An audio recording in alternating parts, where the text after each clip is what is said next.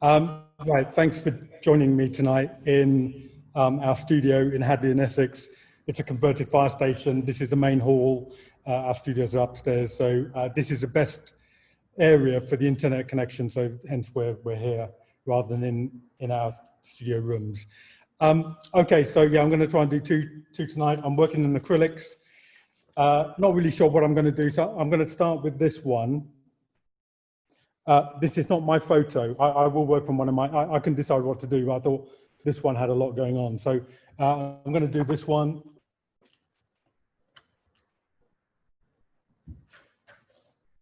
So I've got my palette of acrylic paint at the ready. I'm using Amsterdam acrylic.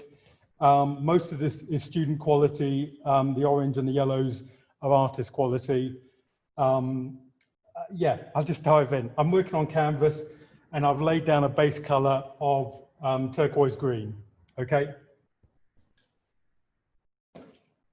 So I've got a couple of mixing trays. I'll show you what's going on with those as I go along. I'm going to start with a large brush.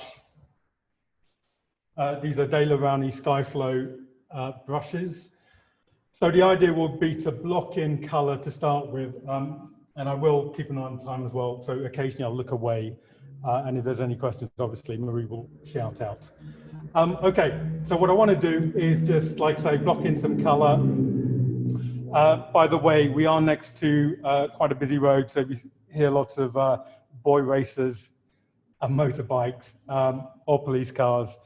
You'll know what that's all about. Okay, so we'll dive in. So what I want to start with is just drop in a few colors, some reds here and there. So I'm trying to look for the largest area of color, maybe some ochre orange. So cadmium orange, some white, some yellow ochre, some burnt sienna. So just trying out some of these colors on my mixing tray. I need quite a bit of this color. Okay, so I haven't completely overmixed it, and we'll just start by just dropping in this color, like so. So the first few strokes, it's really just about loading the brush with paint at some point, so that's pretty good. It will get embedded in the brush because I'm going to use this quite a bit. And eventually there'll be a lot of color on this brush. So I am looking at this scene. I'm not randomly just blobbing color in like that. I am trying to place certain blocks of color in the places where I think they need to be. So that's a little bit red over there. And there's a bit of red maybe on this side, like so. And there's a red umbrella at the back. There's a bit of tint to it, so we'll just add some white. What I might do is use part of this as a little swatch, so I can paint over it later on. So yeah, so we've got an umbrella just over here. So obviously I just don't want to paint an umbrella. I want it to be an interesting shape. Lady on this side, ladies on that side, just a bit more in the way of warmth. So yeah, we've got a lady, her head is about there. And there's some figures at the back. There's a lady over here. So there's a large figure on this side. And her head is going to be about there. Okay, she's got a kind of beigey top on, so I might as well find that now. So again, just picking up some color. I don't want it to go beige like that. I want maybe a bit more yellow to come through. Certainly at this stage where I'm looking to explore color that little bit more. Just drag that down. So it's not running into one generic color. Hopefully there's a few streaks of other colors just to make it look a bit interesting. It's really weird doing these because you get absolutely no feedback. And normally, obviously, in a live demo, there's abuse, snoring. But yeah, when you do these, it's like, there might not be anyone watching. Really peculiar, but I'll persevere. Okay, so a bit of blue. There's an awful lot of green, so I'm going to tackle that a bit later, just again, just trying to block some of these colors in. There's a blue umbrella over there. Got to be careful not to talk too much because I'll lose track of time. So occasionally I'll stop. Something like that over there. And again, that lady actually has got a light top. We'll make it go a bit bluer, I think. Just over there. And over there. And okay, just at the back there, there's some kind of gray. So I'm just mixing up some gray with some burnt sienna, some violet and some blue. Just drag that down. So I'm using a fair bit of white early on just to create these tints, but I'm aware not to use too much white because I want to save up some of the strong white till the end, just to really pop those highlights. So her hair's going to be dark, a bit of color there. There's some stuff going on in the background like a pale blue and some other colors. We'll just look for pale blue to start with. Just there. Okay, there's a few darks like this lady's top, so we'll go darker. So I've got some deep violet. Marie said I should occasionally look into the screen just to acknowledge I'm engaging with people.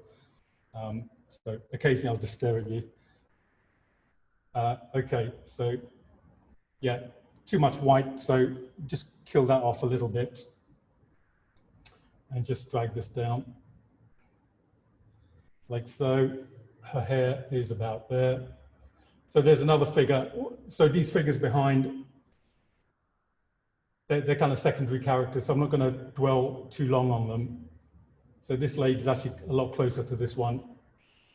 So obviously when I work this way, if the drawing's out, I'm either going to adapt it or I'm going to correct it. On this occasion,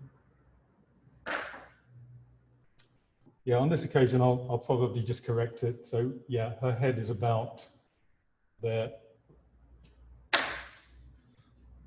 Okay, so zooming along. Yeah, so I've just painted over that red. But I quite like that red simmering through underneath. Something like that. Okay, we're going to get the green in next.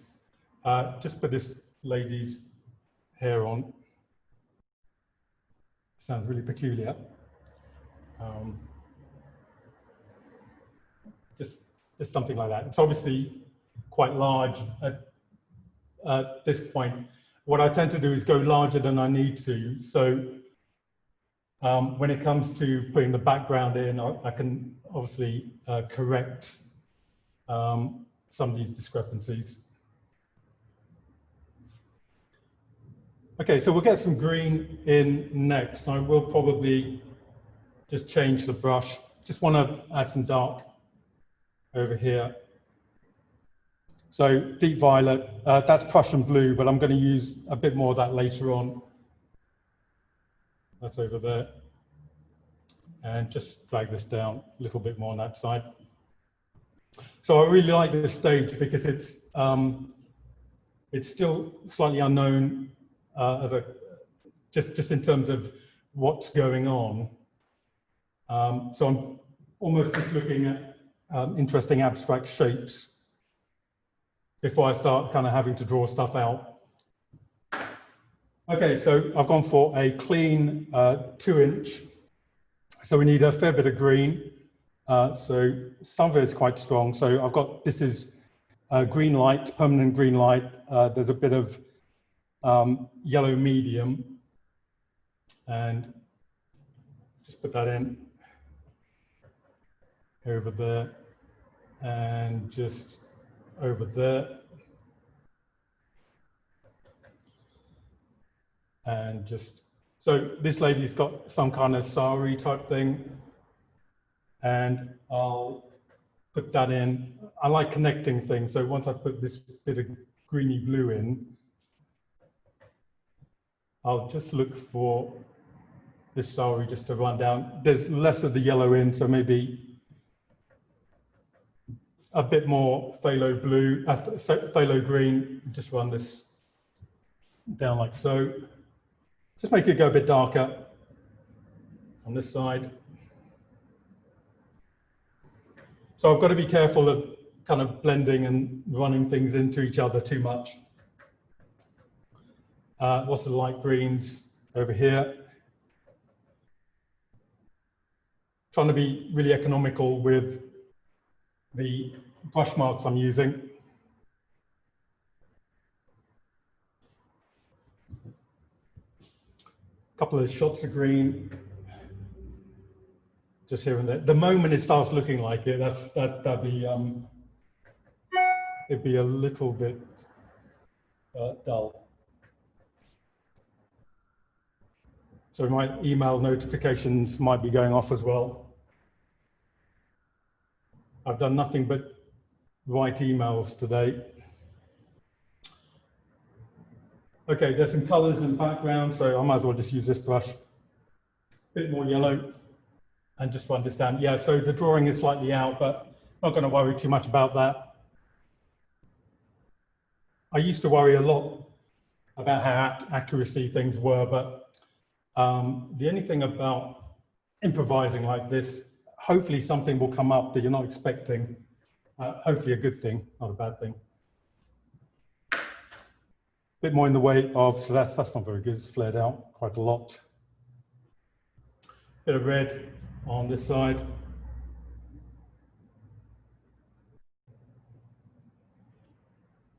Yeah, so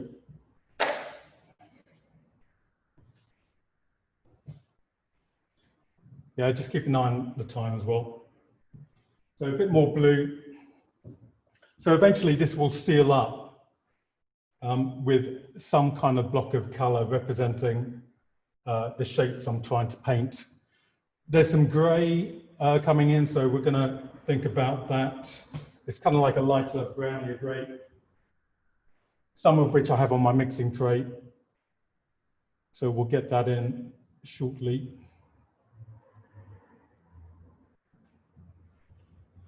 And yeah, so that turquoise, just around here, there's some nice shapes. It's really because they kind of rotate you around the scene. So stuff like that is a bit more of an imperative than just copying the scene. Right, there's a bit more light red just around here. There's a lady's bag just coming through on this side and over here.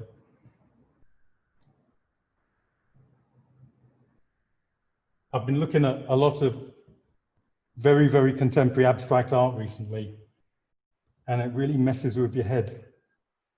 If you want to spoil your style, just look at some modern art, because you start trying it out, and it's quite alien to me at this stage. I mean, this, for some people, this might be quite modern, but compared to some of the stuff I've been looking at, which is literally just one of those marks, yeah, this is quite representational.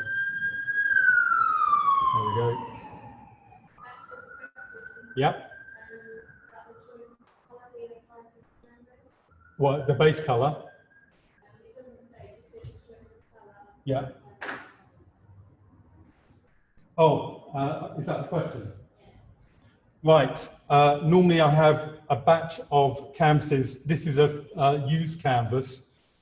So on Marie's afternoons off, she helps me cover canvases. And whatever demos I'm doing, I'll just grab a couple. So the next one will definitely be like a limey green color, because that's what I've got. So there is a science behind it. So this color will bounce off the reds quite nicely. Yeah, I used to probably spend a bit more time thinking about base colors, but nowadays, whatever's to hand, and I'll hope that something interesting is generated from whatever color I've got. There's another question. Right. How much are you washing your brush, because colors are saying very fresh? Okay, I'm not washing my brush at all. I've got a batch of kind of clean brushes. I literally just damp them in water. So I've still got the brushes I've been using. And during the break, I'll clean them up, but they won't get clean while I'm in the throes of painting. it's kind of, when I paint, I'm trying to be really economical with my time as well, because I don't want to spend, I don't know, a few minutes kind of cleaning or loading my palette. So that's why I've got a loaded palette. Everything is to hand. So the painting is really all I have to think about when I'm painting. I don't really have many breaks at the start of a painting when I do it normally. I just kind of dive in. And hopefully, especially with this kind of style, you'll build up a bit of a momentum. And that momentum kind of is really good, because you don't then dwell on how bad some of the drawing is, because you're just covering. So that, yeah, that lady's head's very big. Okay, I'm going to start adding some strong light now, and I'll also add some strong darks eventually. But we'll go for some strong lights first. Yeah, I'll start in the background. So this is a 1.5 inch. So I've just damped the brush, just so it's almost like a stay wet palette for the paint. So loads of white, bit of lemon yellow. Just block some of this in. So if you've been quite disciplined, when the light goes in, it's going to be quite potent. Okay, we'll just move our way down.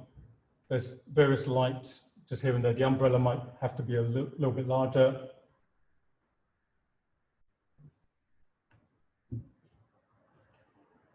Just drag some lights. I've just added a couple of things. Obviously, my white now is a bit messy. And we'll just move along just down here. There's some nice pinks coming through, which I'll definitely put in. Okay, and so this lady's profile is really nice. And we definitely want to utilize her shape. And hopefully, like some of the other shapes will just drop back, but there's going to be some shapes and marks I really want to promote. Maybe that has a bit more yellow. Tiny bit of orange. And over there. Occasionally I'll step back, but again, even at this stage, I don't want to step back too much because I'll just notice how bad everything is. Obviously, bad is maybe technically bad. I'm just really more interested in how the colors are working at this stage.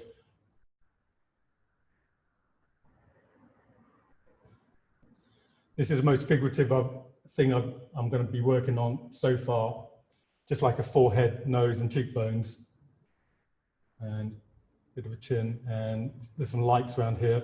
Her arms just laying on her lap, like so. And we're just moving down, so for a bit of light. If this runs over a little bit, I'll still fit another one in, but hopefully I won't take too much time on this one. I do want to bring out, so this lady, I'd like to bring her out a bit more. Pick up some dark.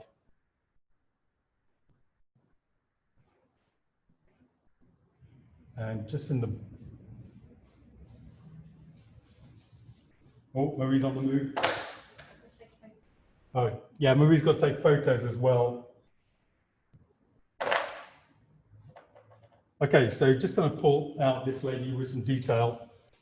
So it's kind of like a peachy color. So I've got some light, and we'll just block stronger than that.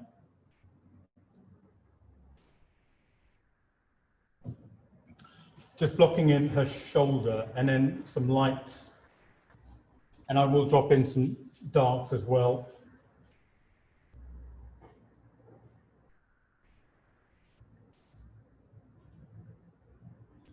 Just where the arm is.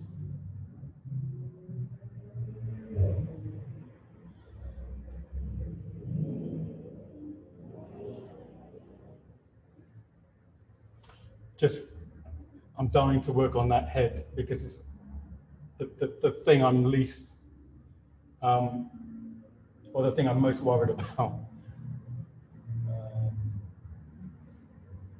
Okay, so we'll do that now. Again, there's some lighter bits and pieces around here. That needs to come in a fair old distance.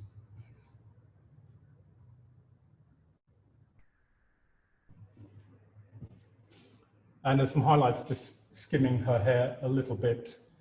Yeah, the profile is slightly just missing because the tone of a cheekbone against the background is quite strong. So hopefully I can just lighten it for now, and then I can either go dark or lighter. And we'll just block that in.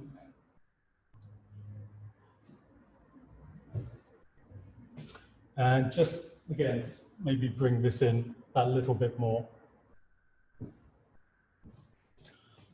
Okay, and we want to also add some strong lights. So basically, after I've enjoyed myself with color, I almost need to settle down into maybe tone and some of the refined drawing.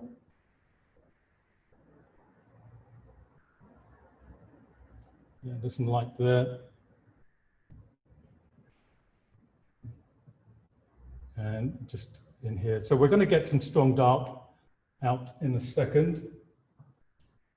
Sorry, I should be showing you my palette as well. This is my second ever Zoom demonstration. So I guess it's a new norm because I've got a few more lined up.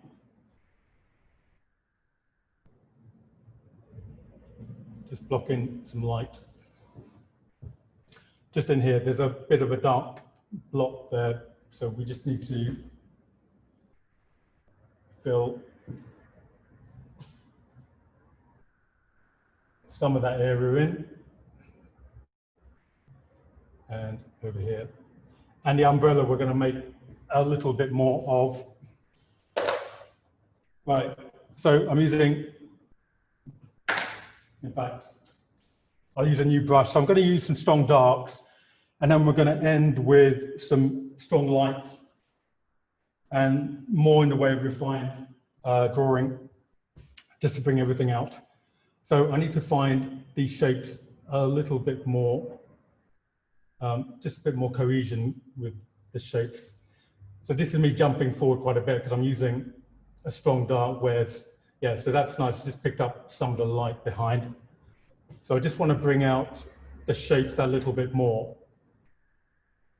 So the reason I like this scene is it is quite abstract if you take away the you know, how formal some of the shapes are, but like the way the patterns are and what have you. So yeah, I thought this might be quite a good one to do. Okay, so we'll just move along. So there's a lady behind here. And this umbrella, just want to give it a little bit more information. And again, we'll just move down. It's quite good painting this way because you'll realize as you go along, there's a lot of stuff you don't need to worry about. Just in the way of how much drawing you can maybe get away with. You're not trying to get away with it, you're trying to highlight other aspects of the painting. Okay, a bit more dark, just use that. So yeah, lots of patterning going on here.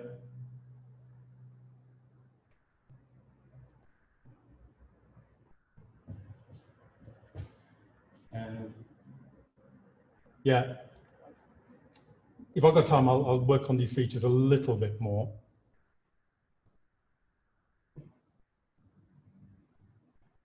Okay, and just at the back here. So this lady's,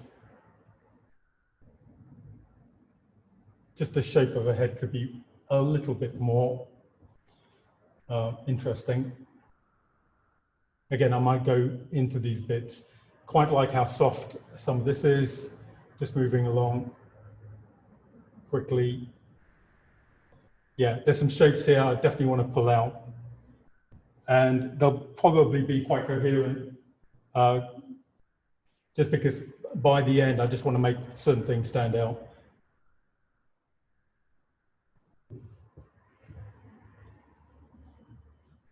Okay, and right, so there's some nice circular shapes here.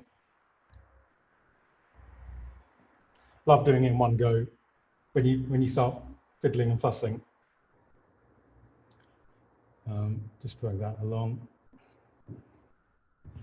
Quickly move over here. Okay, so obviously, just got to show how good I am at doing folds. Been so long since I've.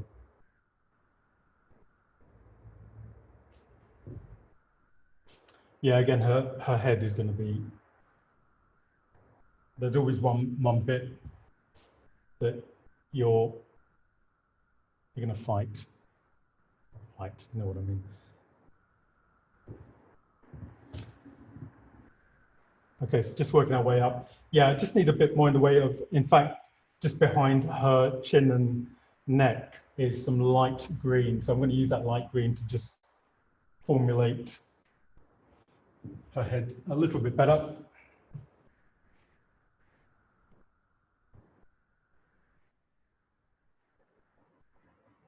Just, you're very quiet.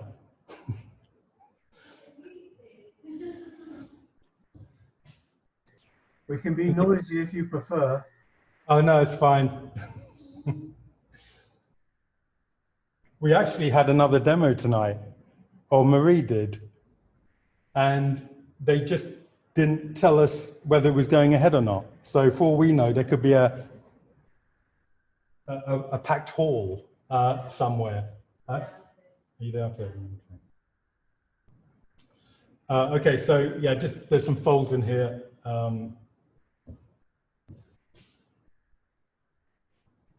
So I could go kind of grainy to start with, but at the end, when you start to solidify and condense things, you'll just start to meld them together a little bit more.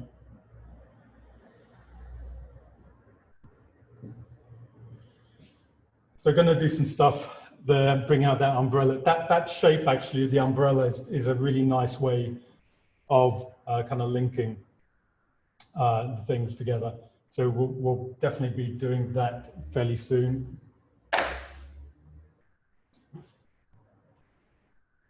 Just quickly want to add things.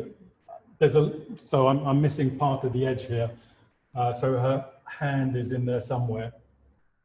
So obviously I'm not going to do a hand, I'm just putting some color in. And if we go back to the light green, so even if I wasn't demonstrating, working to a time scale really suits the way I function when I'm painting. So yeah, a bit more white, a bit more than yellow. So I'm going to start using some strong lights to shape. In fact, I'm doing it now. So part of the problem when you get to this stage, the marks start to get smaller. And the reason why that's a problem is they'll start to become very repetitive, which is why you need to, when you make a mark, a little mark, maybe then make a slightly more spontaneous, slightly more energetic mark.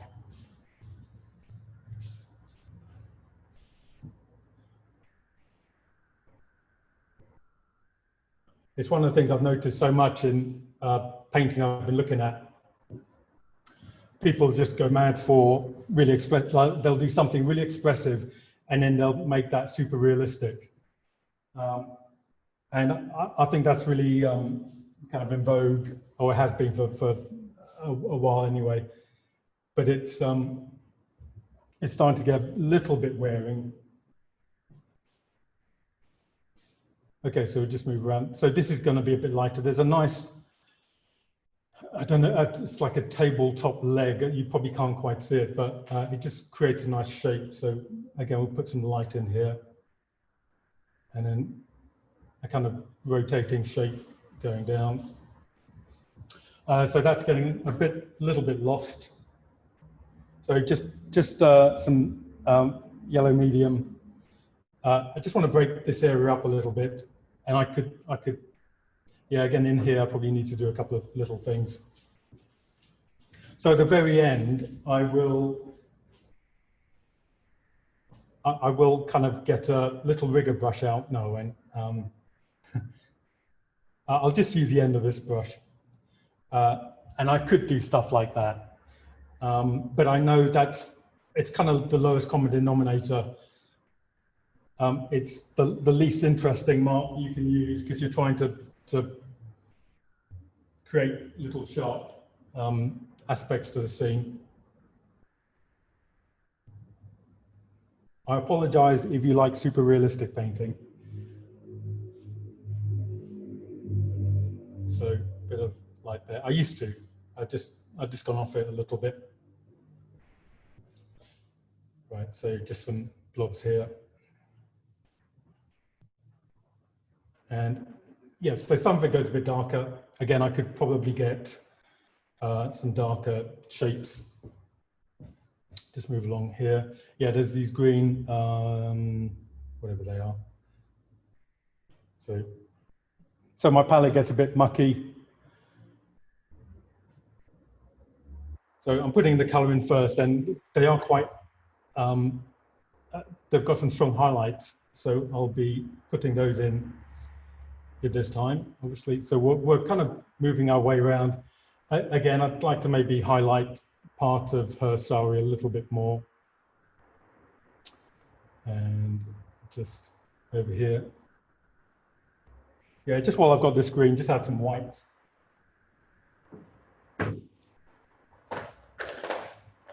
So lots of brushes with the colors I've been using. That's my little mixing tray.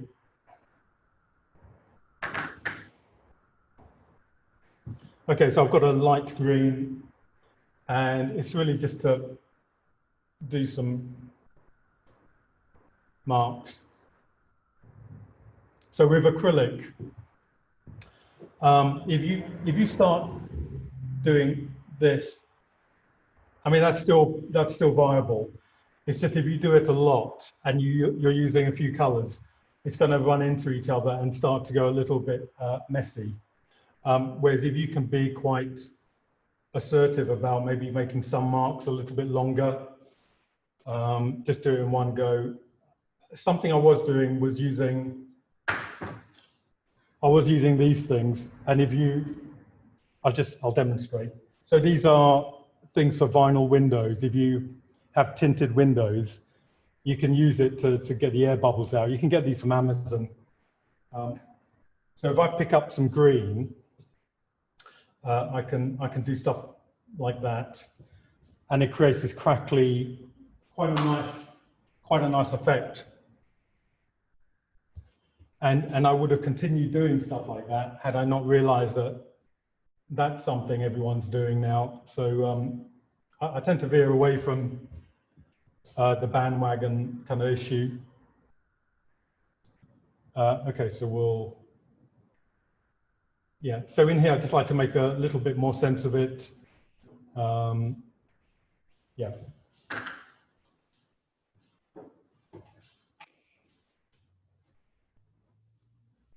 Okay, so just using a 2-inch.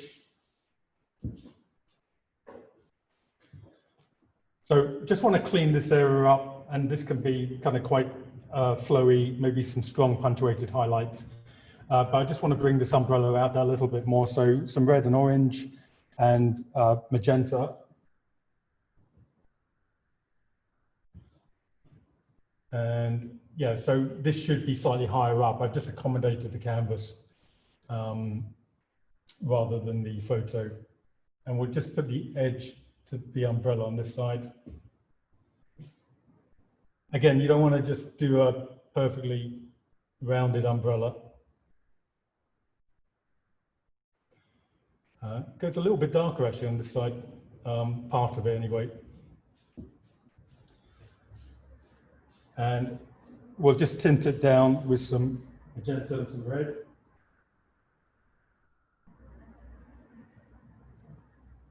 So I've been quite careful not to sharpen edges up throughout the course of the painting. And it's only at these latter stages that I'll consider it.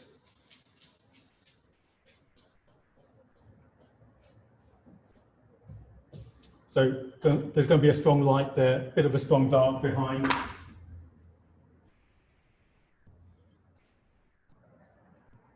So this is a brush I was using. Just noticed a bit of a dark shape there. That just helps the eye, I guess, rotate round to the shape. It needs to be a little bit round there, and up here, a bit of dark, and just in there, a bit of dark. So new brush, just I want to put a strong light there. So lots of white, lemon yellow.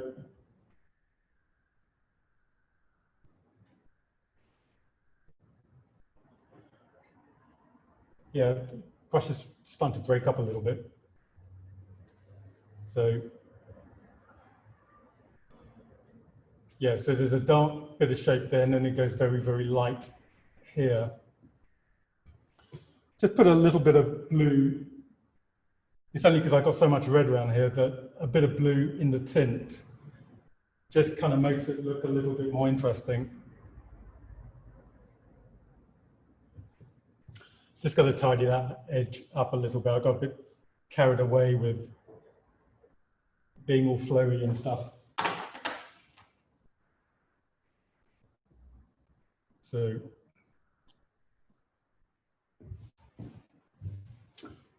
okay, and while I've got this, there's some lighter tints behind. So we'll get, yeah, just behind this lady's head, and there's some pink there. So just add some white.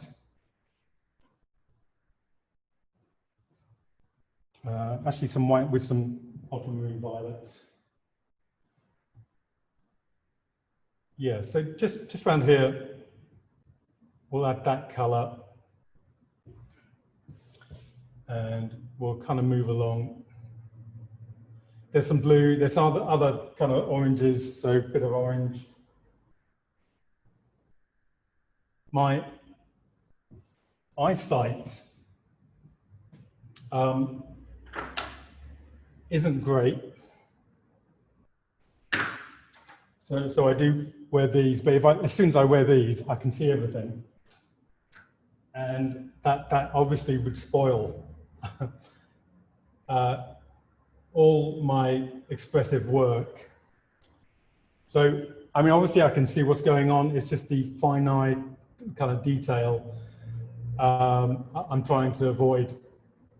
When I started painting like this, I was trying to figure out any kind of way I could to not get a little brush out and start perpetrating those crimes. And I found things like lots of texture is a good thing, but actually not being able to see has worked out the best. Just because you're not gonna do what you can't see. So quite a good little tip. Okay, so a bit of yellow there, maybe running down there. Okay, and even around here. So I want to use some strong white as well. You'll see the difference when I put the strong white in. Just before then,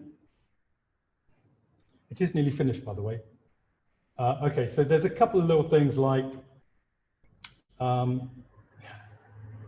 yeah, actually at this stage, you start seeing everything.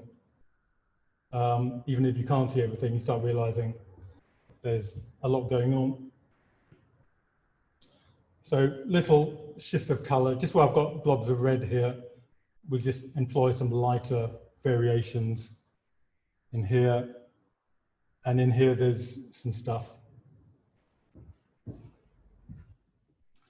And just there, for some reason, there's more of the base color. So we need to sort that out.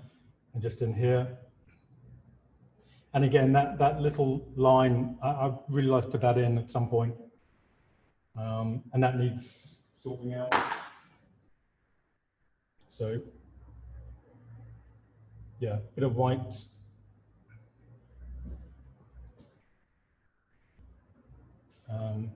Okay, so we're going to use a very, very strong white. Now, just in there, I could almost block that in. I quite like some of the sketchiness.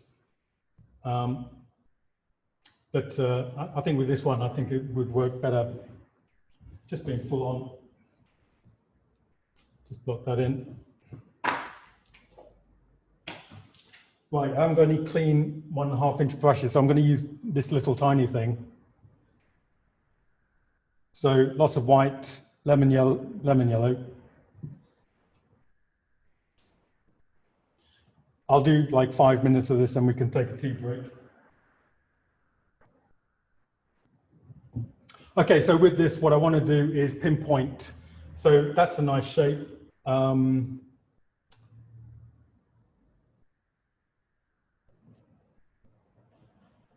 Touch more yellow. So they're quite small. Couple of things just catching light.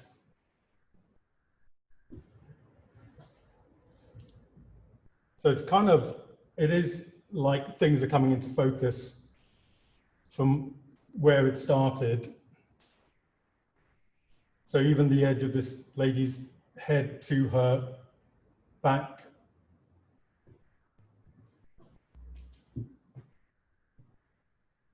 And just at the back there, there's a couple of little things going on. There's these, I don't know if it's someone's washing. I don't think it is, I think it's just kind of some decoration. So a bit of white. Just pop these in. Even on here, I could just, so if you can link this color with this one, that's all the better. That way your eye just kind of melds in. Would quickly move to this side, just highlight her shoulder that little bit more. So it could look really messy at the beginning, but by the end, when you start tinkering with it, it actually sharpens up considerably.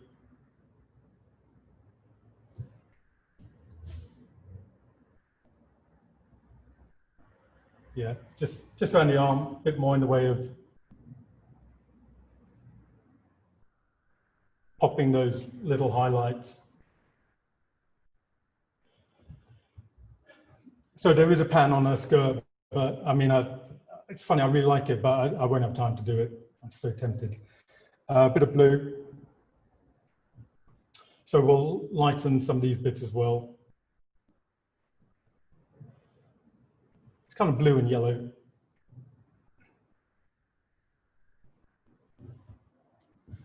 And again, just moving around. Yeah, some of these shapes, so a bit of turquoise with a lot more white in. It's just so I can get a little bit of a crisp edge to them. And I can also separate some of these shapes.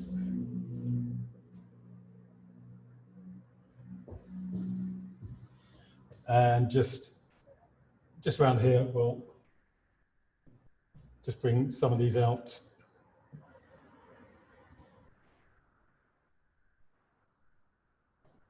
Bit of white.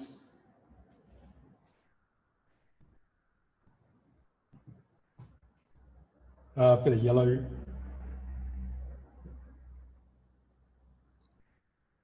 And so I kind of want to show something about these shapes. But again, I'm not trying to articulate them very much. Okay, so yeah, this basket has got a nice strong light. Again, it kind of helps rotate around the scene. A bit more in the way of white. Yeah, so there's red in there as well, which is fine. I just put some of those in. A couple of little blobs. Looks like we're going to end just in that area. I will just bring out her face that little bit more. Just looking at her hands as well. Bit of light there.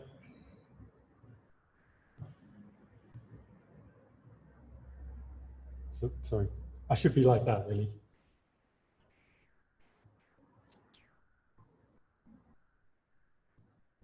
Okay, and just, yeah, so there's a nice bit of light between these two shapes. So just to bring this lady's arm out, just drop that light in.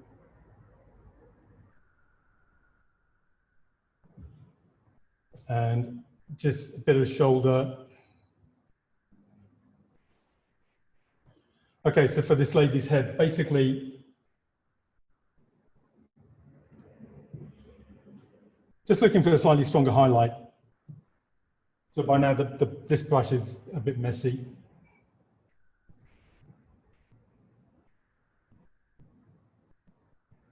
Little bit of light on her nose. Yeah, sometimes I wish I didn't do that. And just pop those in. Oh, another message. Okay, and we'll continue our little journey to this end point. So this umbrella, bit of light.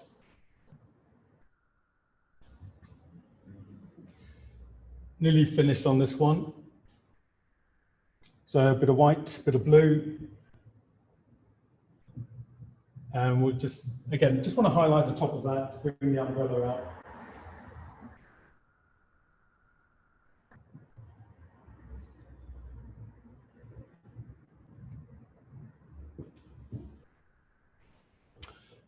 And yeah, it kind of goes and then just stops around there.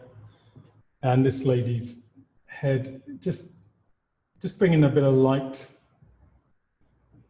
in. And this lady, again, she's got a good profile, just slim it down a little bit. And yeah, just some of the green actually just comes in over that side. And I could just do bringing this lady's ear in a little bit. And there's actually a greeny turquoise there, so just happen to have it on this brush. Just drag that down.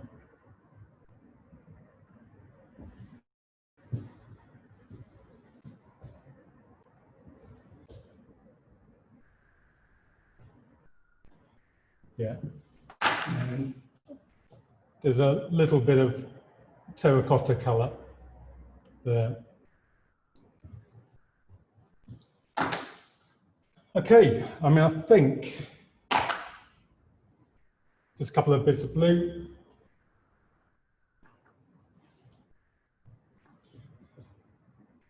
Just wanted to shape this umbrella a little bit more.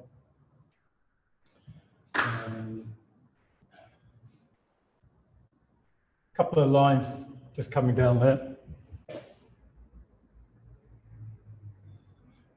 And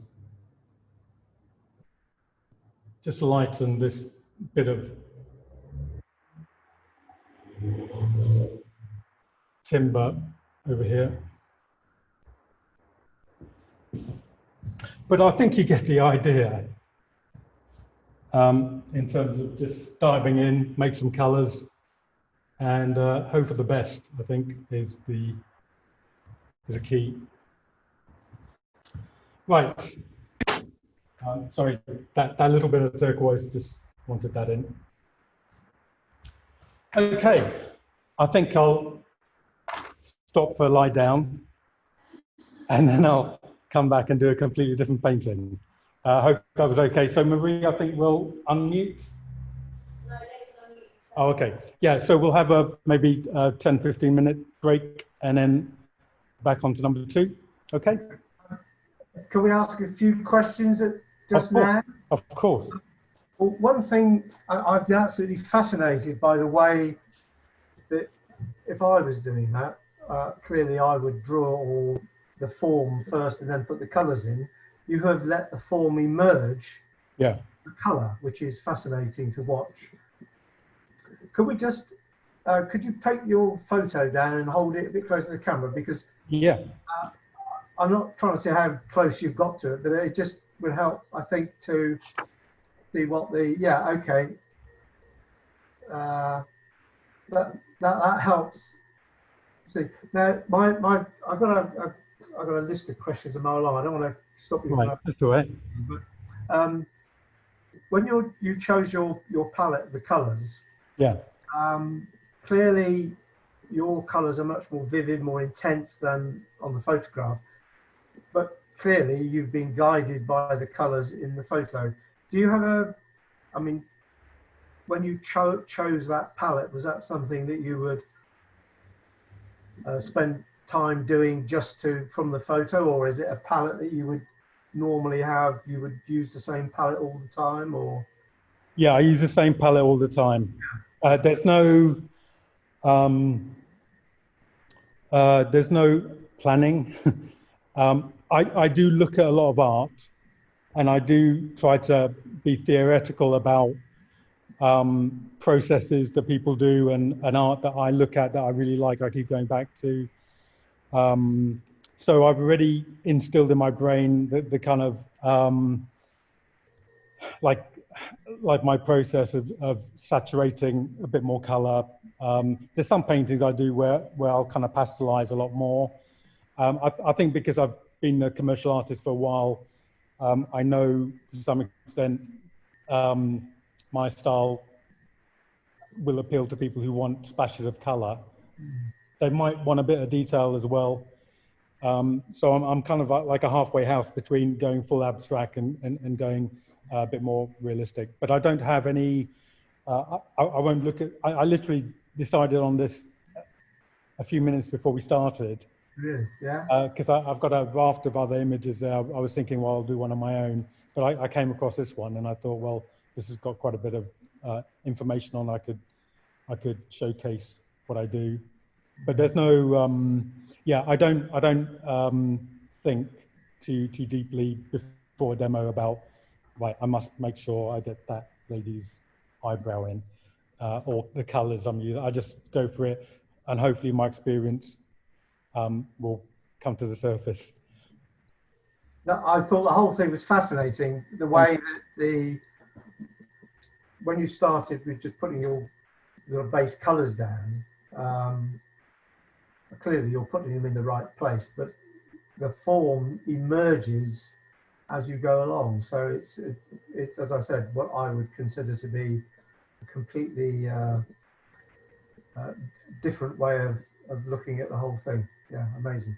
I don't know if anybody else has got any questions. I don't want to hog the whole thing, so I'll shut up now. So, anybody else got anything they want to say? No. They're in shock. They're all in shock still. Yeah. If you want to have your cup of tea, please. You have your cup of tea. Yeah, I'll give my brushes a clean and I'll prepare just for the next one. And yeah, I'll pop back in another 5-10 minutes time. Okay, great stuff. Thank you. Thank you. Yeah, you can hear me, can you? Okay, so gonna do a rhino. This is one of my photos. We went to Berlin Zoo, really amazing zoo, very big into conservation. Just bring that closer.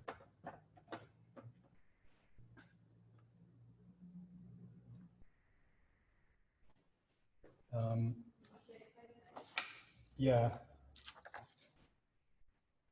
I'll there we go. That's what I'm doing. Okay, so this is a kind of limey green base color. Again, I'm going to start with a large, this is a 2.5 inch flathead De La Rowney brush. I've cleaned up my palette. Actually, it's a different one. And what I'm going to do is, you know what, I think I'm going to use some muted color. I might put the odd fleck of really strong color in, but yeah, I think I'll just do some interesting muted shades. And again, what I'll do is I'll maybe use the base just to try the color out so you can see what I'm doing. Okay, so what we want is really a color to fill the area where the animal is going to be. So it's going to be something like, okay, I need to mix up a gray, so burnt sienna, white, and this is brilliant blue. Mix these up. So I'll get something of a gray. I've damped my brush as well. So there's a gray, and then what I want to do is mix in some other colors, so ultramarine, violet, some deep violet, some turquoise blue, maybe a bit of magenta, a bit of green, a bit of red. And we just really want to do that just to see what the colors are going to do. So even though I've plucked some of this strong color out, because there's more of the gray, it's just going to kind of calm down a bit. We'll do a few strokes in a few different directions. So again, back to the gray. Maybe we'll change it up a little bit more green this time.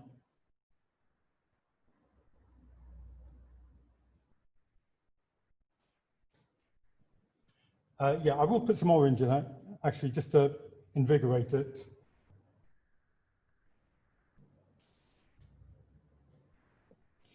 I like the Ronnie O'Sullivan comment. We had it on while the competition was on, and I didn't do any work that week, or a couple of weeks, because I was watching it, or very little. Okay, so muted color, and then yeah, that's come out accidentally, but I like that, so that will stay there. So again, back to gray, maybe a bit more green this time, so phthalo green.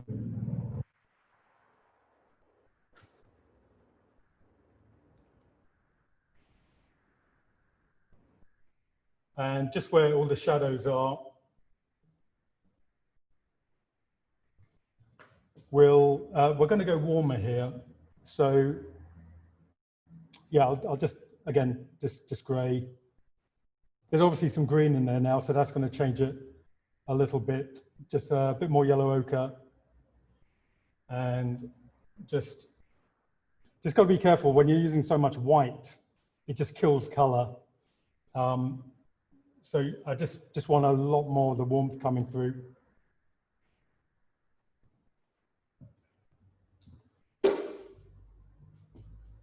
Just getting a clean brush. It's really just for this area, just to make sure the color just sings that little bit more.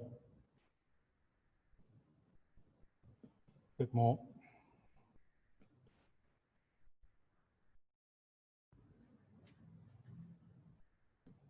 Yeah, I didn't want the yellow coming out too much, so just kill that off. Eventually, obviously, there's going to be a lot of dark coming through. Yeah, and I don't want to get too close there, so I'm going to have to bring his legs back in over there.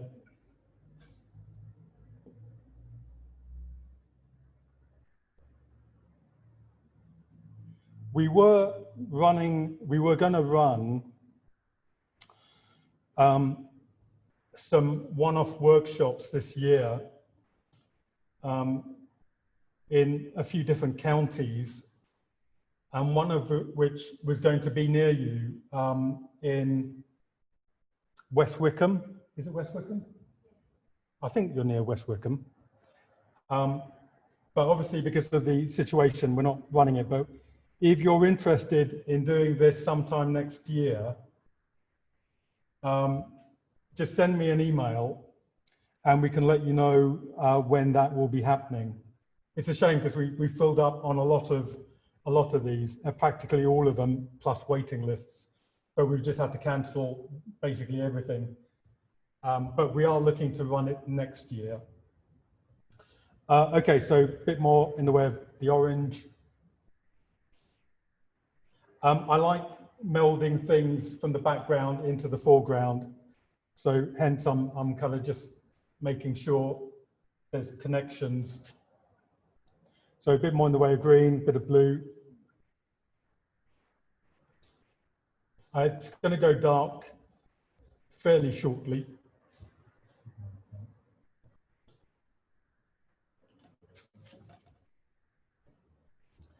And again, maybe we'll get some strong yellow, maybe on this side where he's chomping on his lunch. Yeah, actually, maybe not. It might look like something else. Yeah, it's just going to be freestanding. Okay, so what I want to do is I'll probably keep the background quite sketchy. I don't want too much variation, so we're just going to make a few marks. Just to try a few colors out. I did quite like the idea of doing a patchwork of swatches there, so I might still do that.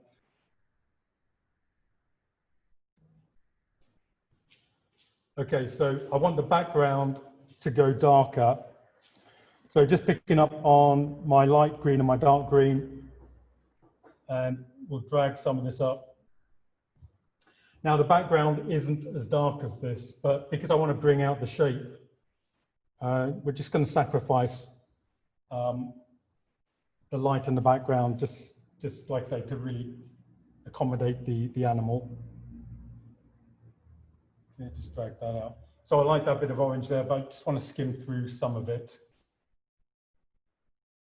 And just drag that along. Maybe bring some of the green down.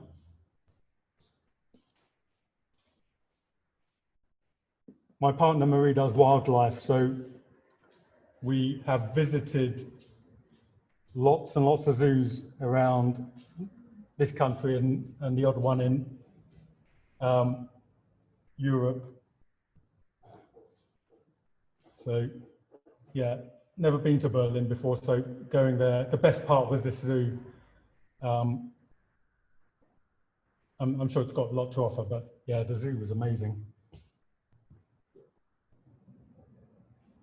Okay, so yeah, got to be really careful to get, so I need a little bit of room for the head to breathe.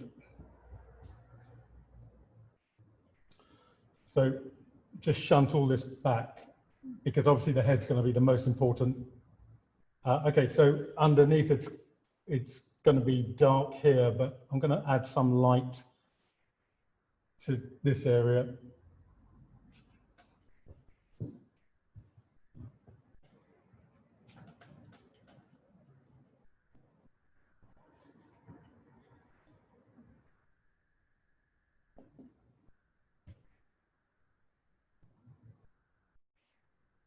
Okay, so we'll get some strong dark. So this is my darkest color. It's Prussian blue, so we'll use some of that and some deep violet. So that's, yeah, it's going to be mixed in with this brush. So it's going to be, it's still going to be dark, but it's just going to have the edge knocked off it a little bit. So I just need to find a few blobs of dark.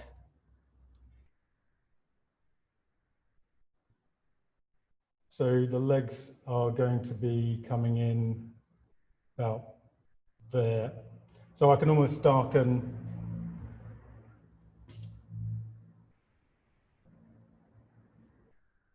just darken this a little bit on this side.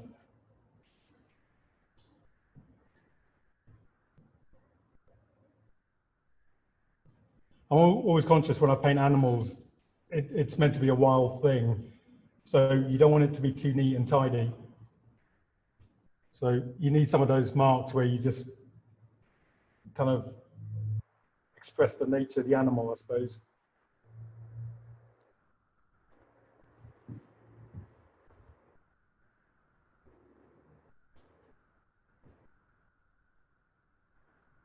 Okay, so yeah, it's kind of dark and then it goes into a dark area there on the animal.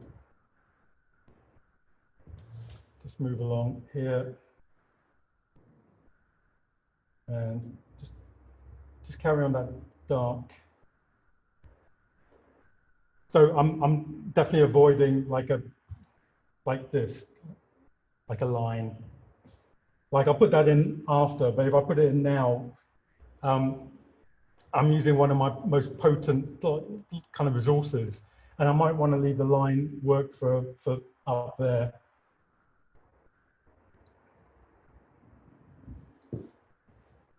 Okay, so we're going to get some strong lights in soon. In fact, I'm running out of white.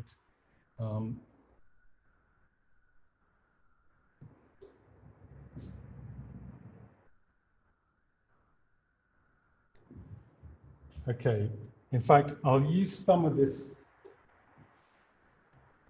tone just to shape the animal a little bit more. So there's a little bit of blue in there. I'll just meld it in there. Just coming along here, bit of shading.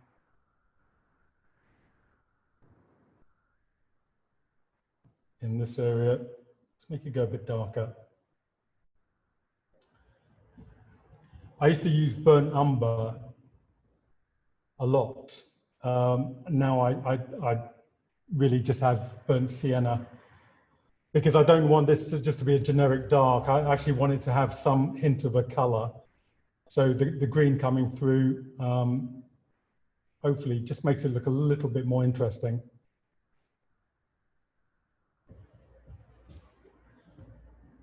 Just over here. So yeah, I'm hoping the head's going to fit with the rest of the body. He's obviously well fed, this one.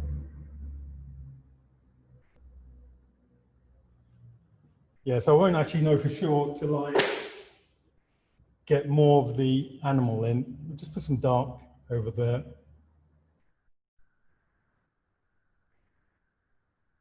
Okay, let's get some lights in. Okay, one little thing I should mention, I do use an artist quality white, and this is titanium white by Winsor & Newton. Lots of people use different kinds of white. I like titanium because it's the most opaque white. At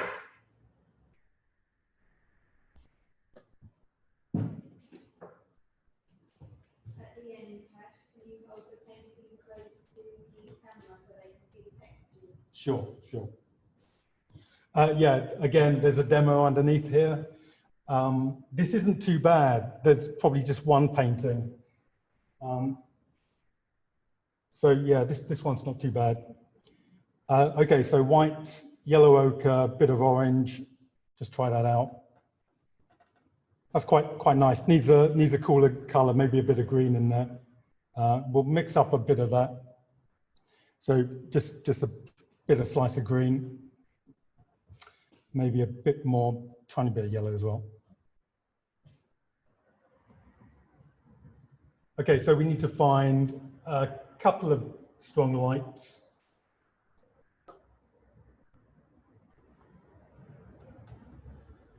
And maybe around here.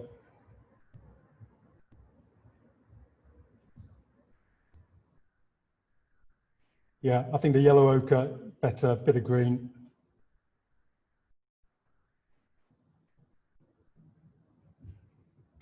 So that thick paint is quite nice to mimic the kind of the skin of the animal. Touch of burnt sienna there. Just drag some of this down.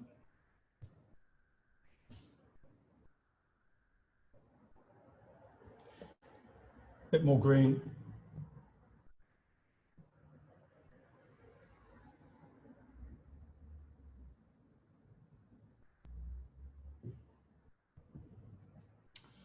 We have started a website.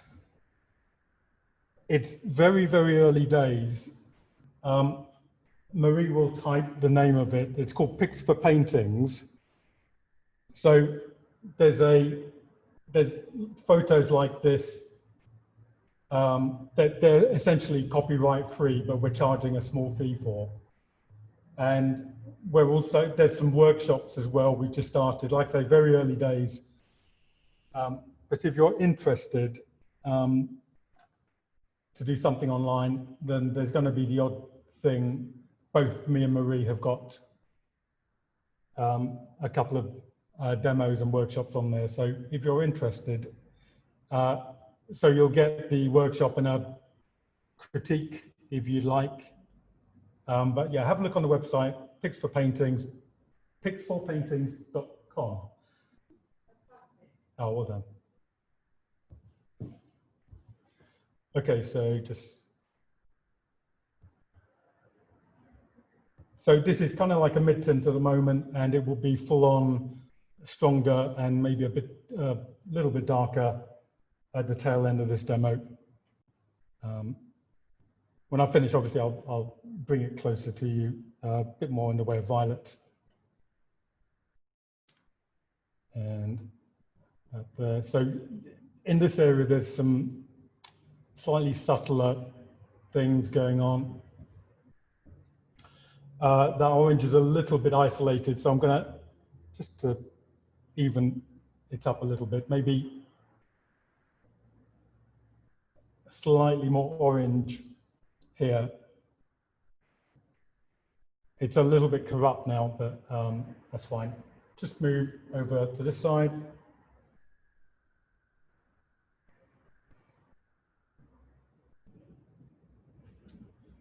Over there. So you don't really need tons of colors. I mean, I do like, even if I'm limiting my palette or looking for something slightly earthier, I'll still generate some interest with some color. I almost can't help myself now, because I came to color a little bit later, because I was looking at so much Renaissance art, and that burnt umber was everywhere. So once I discovered by post-impressionism, I just had to use color.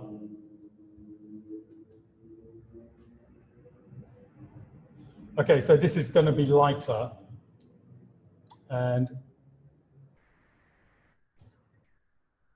just using a little bit more in the way of yellow. When I say I'm using a little bit of yellow, I mean it's quite a subtle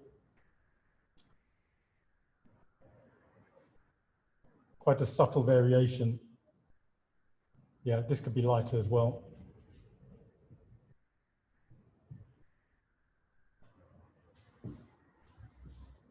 When I used to do just one demo for one session,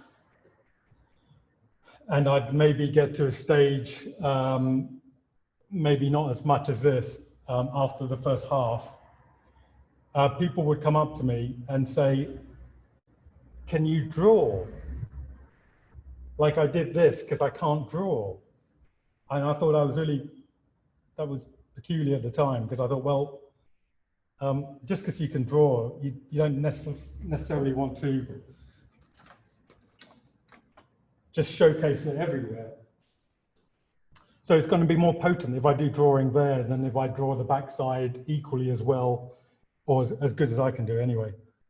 So yeah, it's really making a painting look like it's painterly as well as maybe a bit technically correct. Okay, so the ears, got one ear there.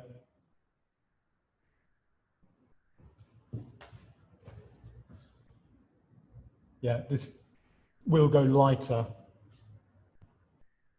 Definitely kind of building up to it. Yeah, some swirly. So basically, if you use thick acrylic paint, you have to go in thick and then thicker still to dominate it, or you just allow it to dry That way you can then obviously work on it with no issues.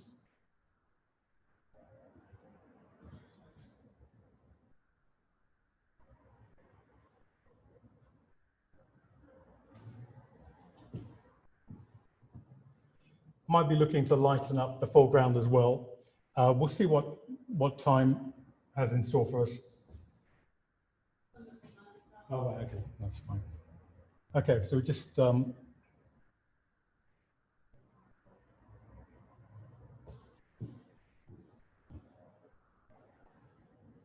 like, so I need to kind of concentrate a little bit around here because of the demands on my drawing. There's a nice bit of blue just skimming along there actually, so I'm going to invest in putting that blue in. And yeah, I suspect his head's going to come out a little bit more, but I've done some animals where it's kind of very close to the mark on this side. So what I've done is I've highlighted the mid part of it, which may well be the conclusion I draw from this painting. Okay. Yeah, just bring out the legs, and then we'll go into, well, I was going to say the finish. It is probably going to be the finishing. So yeah, fairly light around here.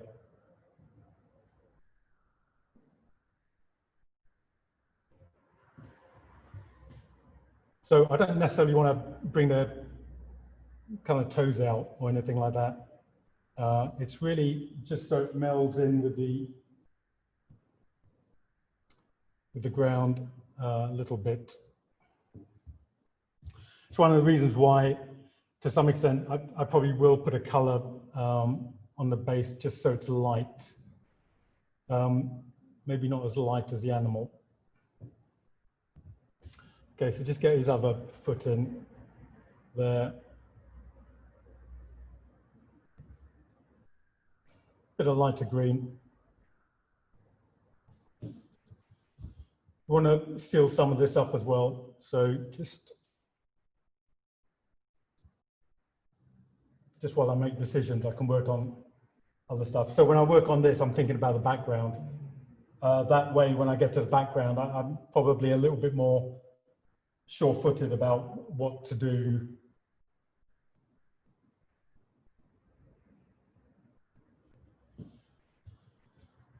Okay, just quite like that light green. So we'll go for the light green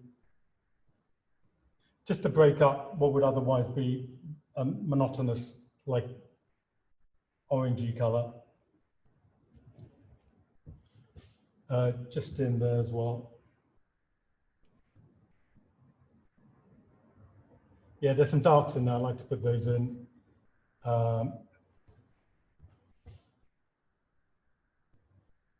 Okay, and just there.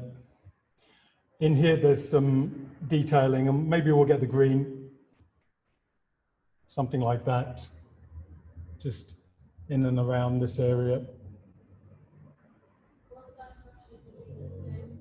This is a 2-inch. I've actually got some larger, even larger brushes upstairs. Oh, what, you're starting out? Okay, if you're starting out, get a 1.5-inch, definitely for the large areas. Get a 1-inch and maybe get a 1/2 inch if you want to wean yourself off detail.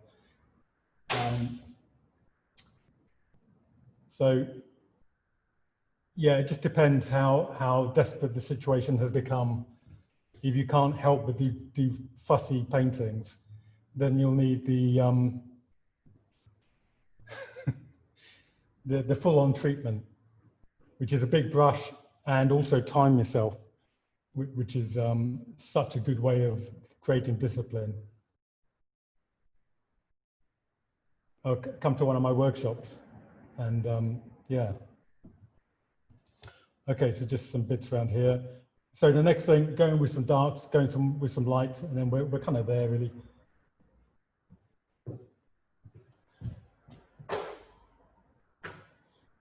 Just want to do something with the foreground.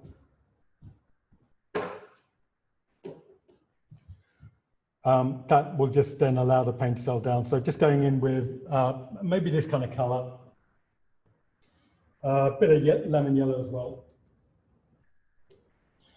It's just, if I go in with light, then there'll be a bit of contrast coming through.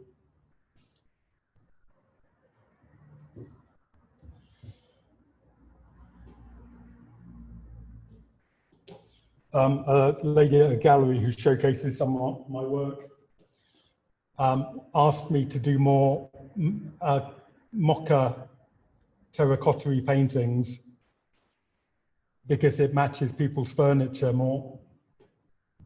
So she'll be really pleased with this one. I just got to get rid of this limey green because people don't like limey green on their walls. Maybe a bit of blue and a bit of green in the back.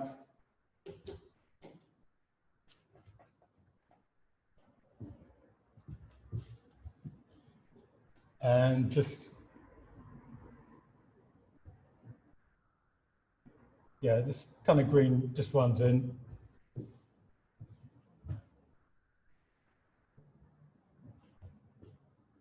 Yeah, so there's a few areas you kind of think, well, do I tidy them up or do I just leave it? Most of it I'm going to leave. Just in there, it's just kind of a slightly darker green.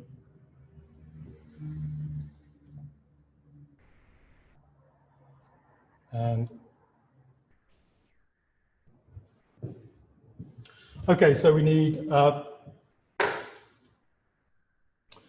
stronger dark, stronger light, and then we are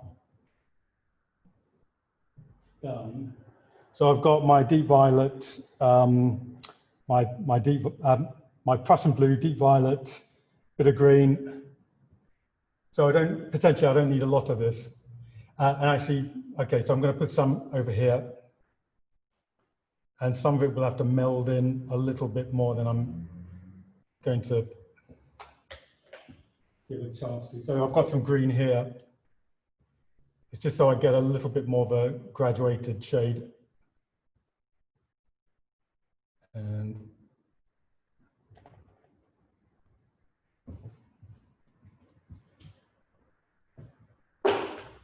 so back to the dark.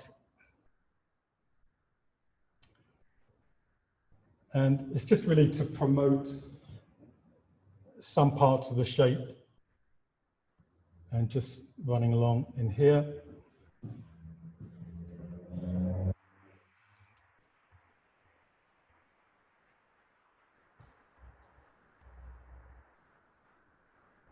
Yeah, lots of folds and whatnot in here. So again, I don't want to kind of go mad on it. And just working our way up, it kind of folds down.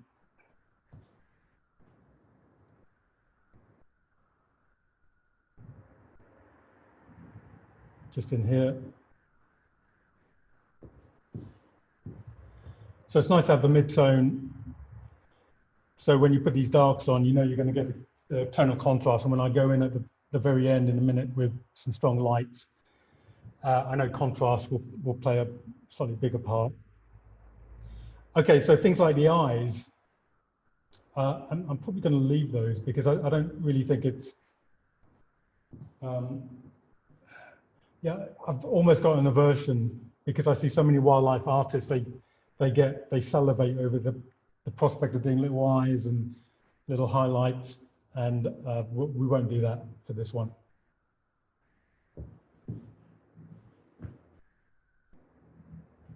Just moving along. So a little bit dark in here.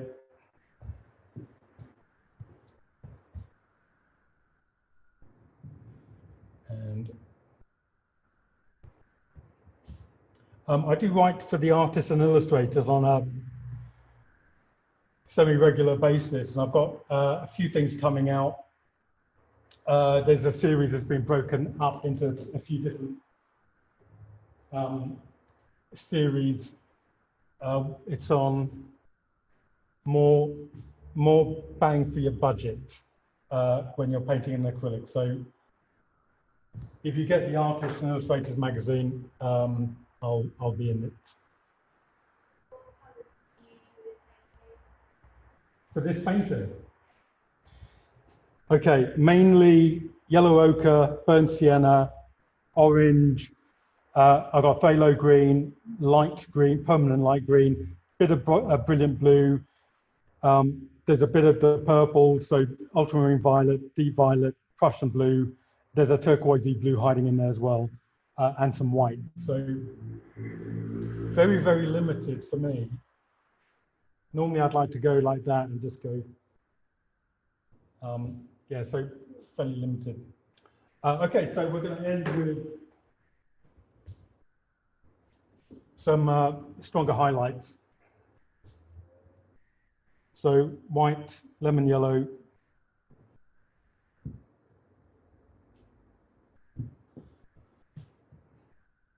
Yeah, so, you know what, I'll bring some of this out and then we'll see what we can do over here.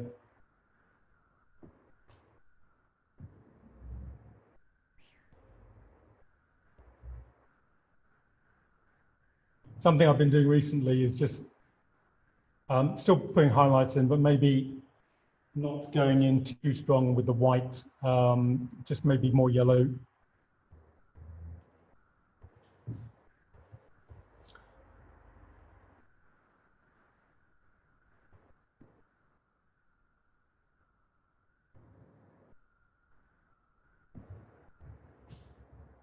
Yeah, don't try and be too neat and tidy.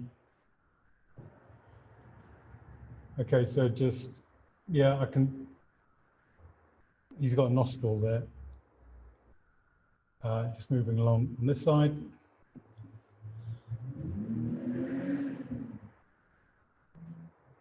There's a bit that just skims up.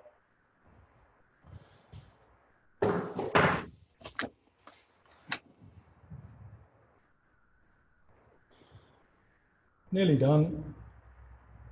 So yellow medium. So that edge just sprucing it up a little bit.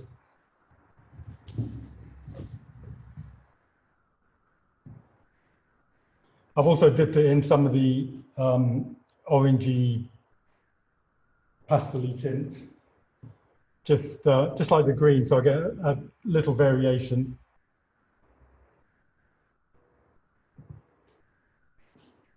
Just lighten that up a little bit.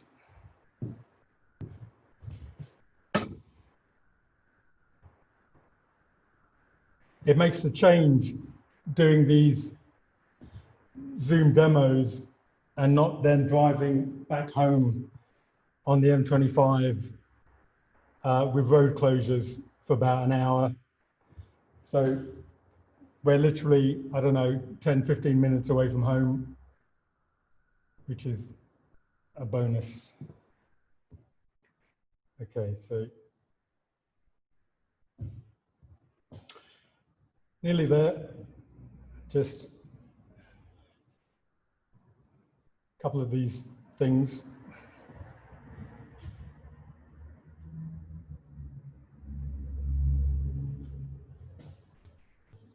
Just, yeah, I really like these bits because you can see his rib cage a little bit.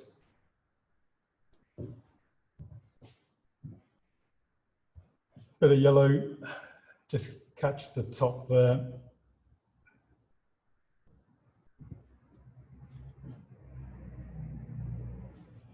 Very light bit here.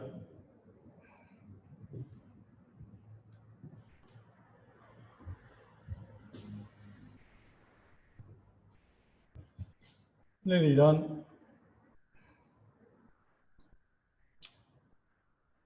There, and just in these areas. I'm literally just skimming just skimming off the surface. So rather than really force it in, just blobs.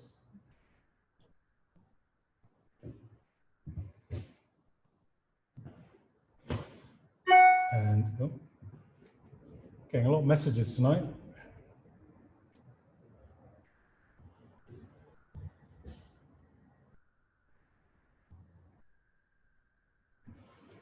I like the comment about when he starts doing the fiddly bits.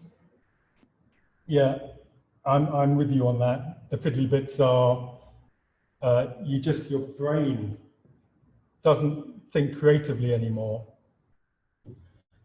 It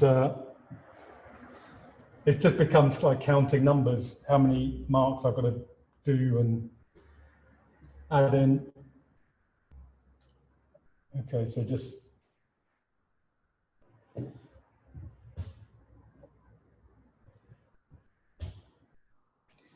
so it could go for some light green, just to be different. So it's like having that in shade, so you veer towards the light. So even though the photo's got a bit more orange, a bit more light, we just go for some green.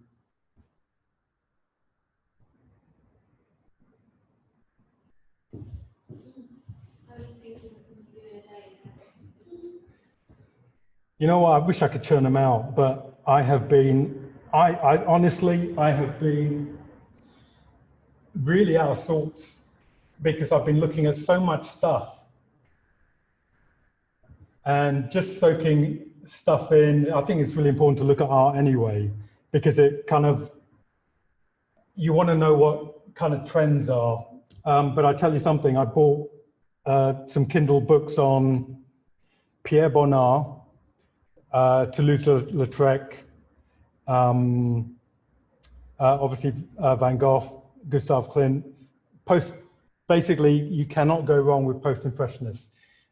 It's funny because I've been looking at art and people are just kind of the kind of mark making. You can't hold a torch to what those guys did. So I've concluded just go back to the originators of modern art, if you like.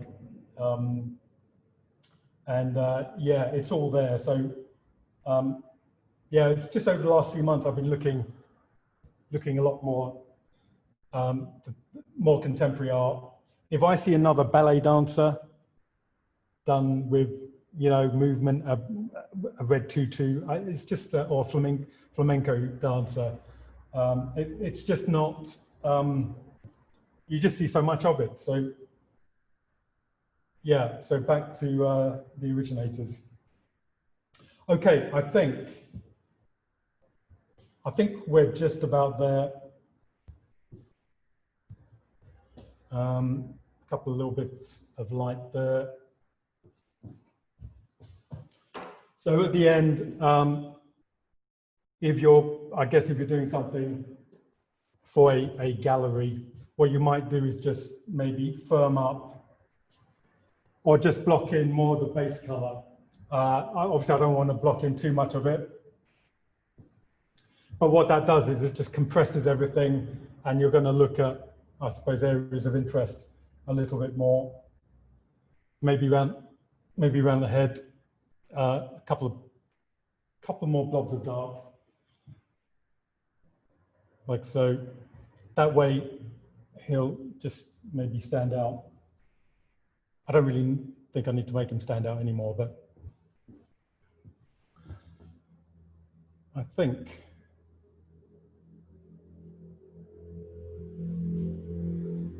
that's pretty much it.